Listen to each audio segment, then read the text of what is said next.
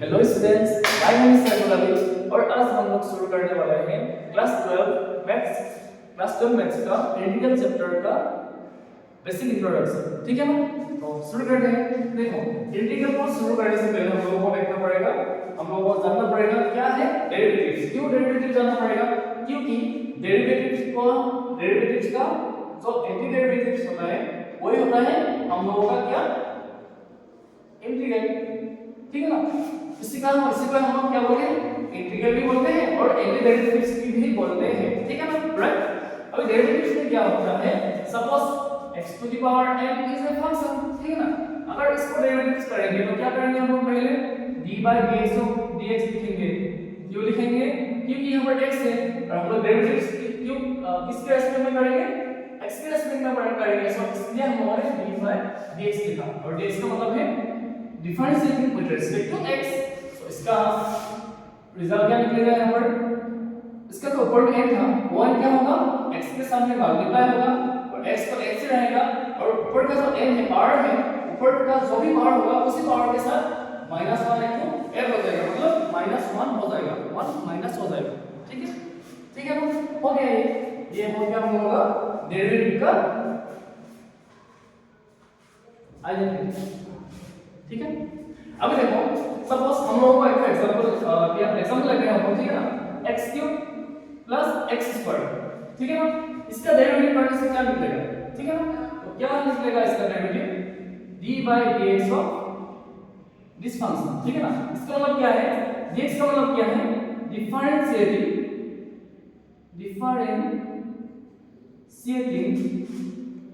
With respect to x। ठीक है ना? Differentiating with respect to x।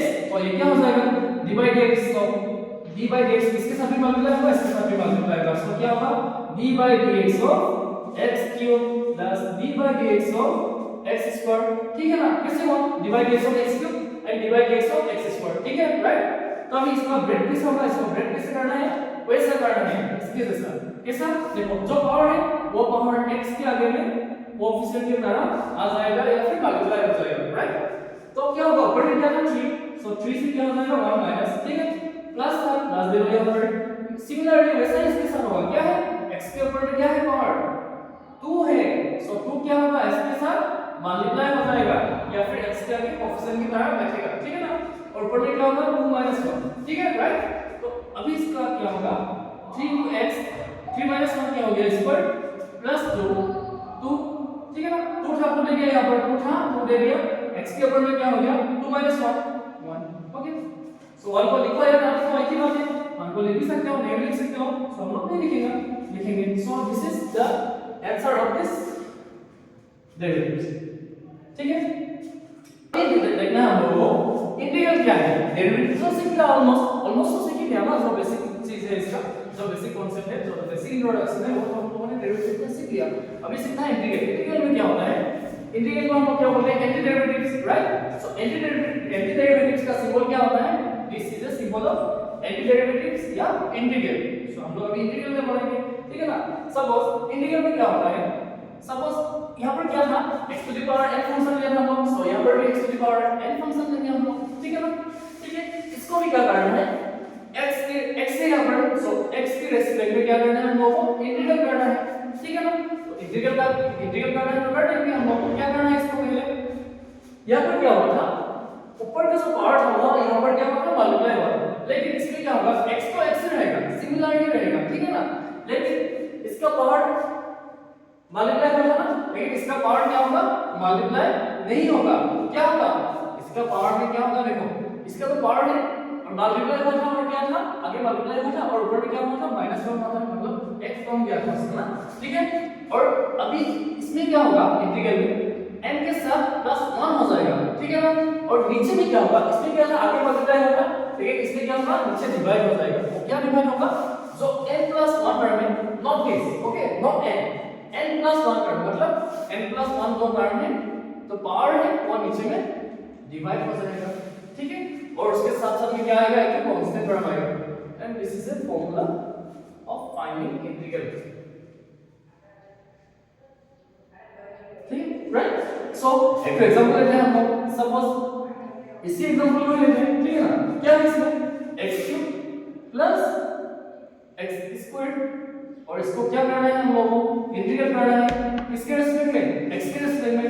ये dx कहां से मिला क्योंकि हम लोगों का यहां पर फंक्शन क्या है x है, सो इसलिए हम लोगों ने क्या किया x के रिस्पेक्ट में इसको इंटीग्रेट किया, ठीक है ना। तो इसका आउटकम क्या निकलेगा, देखो इंटीग्रल है, ये इंटीग्रल इसके साथ भी मल्टीप्लाई हो रहा है, इसके साथ भी क्या हो रहा है मल्टीप्लाई हो रहा है, ठीक है ना, राइट।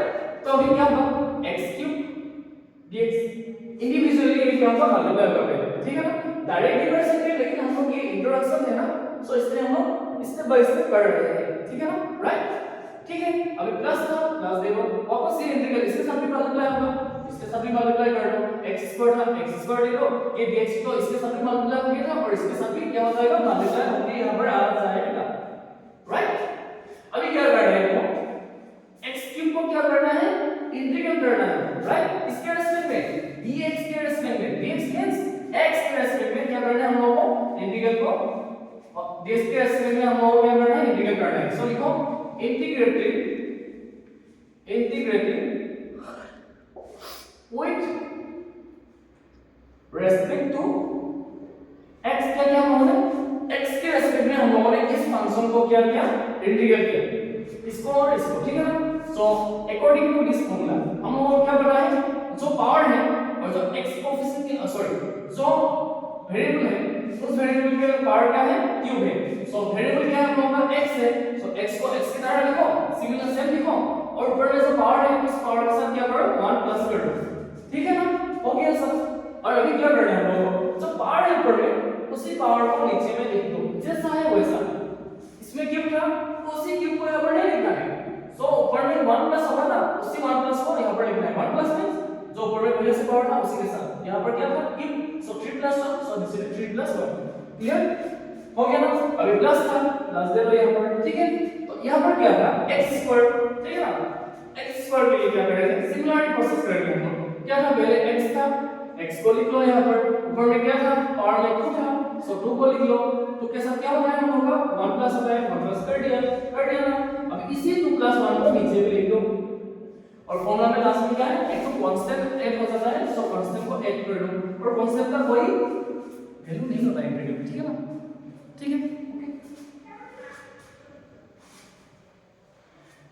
ठीक है। अब ये क्या हो गया x to the power 4 divided by 4 plus 4 का से ना 3 प्लस 1 4 3 प्लस 1 4 यहां पर क्या था 2 प्लस 1 क्या हो जाएगा x³ और नीचे 2 प्लस 1 क्या हो जाएगा 3 और plus 3 and this is your answer. तो इंटीग्रल में अभी जैसा भी क्वेश्चन आएगा उसके लिए यही फॉर्मूला यूज होगा, ठीक है ना, ठीक है, हो गया ना।